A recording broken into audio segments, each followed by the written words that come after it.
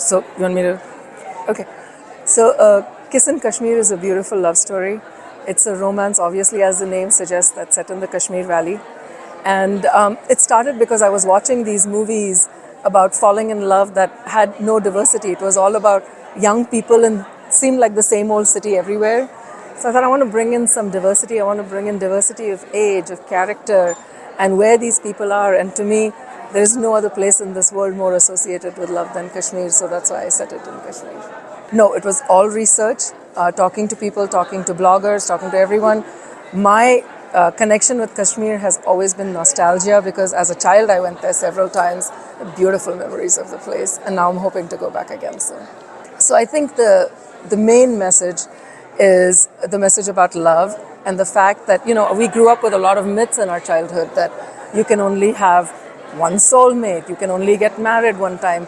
Things are changing, and then there are people in our age group, in my age group, in their 50s, even people in their 60s and 70s who want to have that experience again. And I think it should be an option that's open to everyone. It shouldn't be something that is restricted by society. People should make their decision. If they want to be with someone, yes. If you don't, yes. But the choice should be yours. It shouldn't be dictated by some old norms.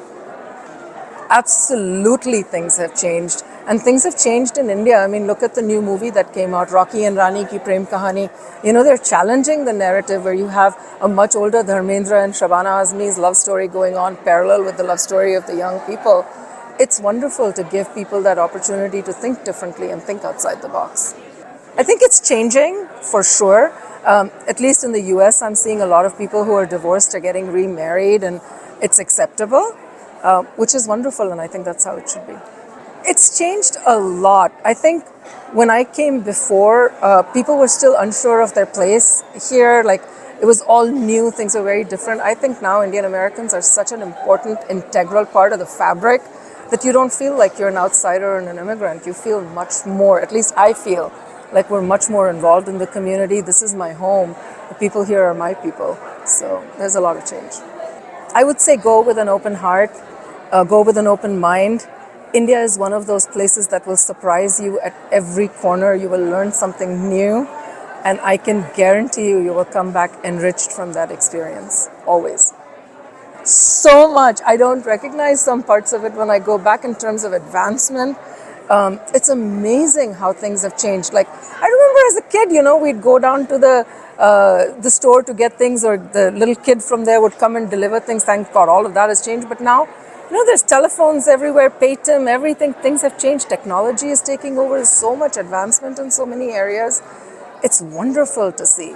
And what I really love about the young people is how much they're embracing art. When I let go of my engineering career 15 years ago and started to write, I used to get letters from people saying, I want to be young children. I want to be a chef. I want to be a writer. I want to be a musician.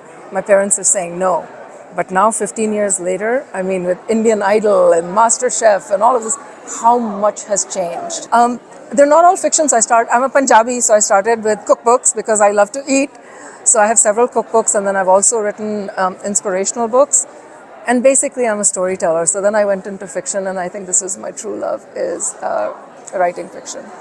This book took the shortest time. My books have taken as long as 6 years to write. And this one, actually, the writing of it took 4 months. The research took a year, but the writing just took 4 months. Yeah, it kept going, but there was so much research, so many details, so many things I remembered that had changed, So make sure, I remembered the shikaras, but where was the point you got the shikara? Where did you get off? Is there a ticket? Is there not a ticket? Things like that have changed.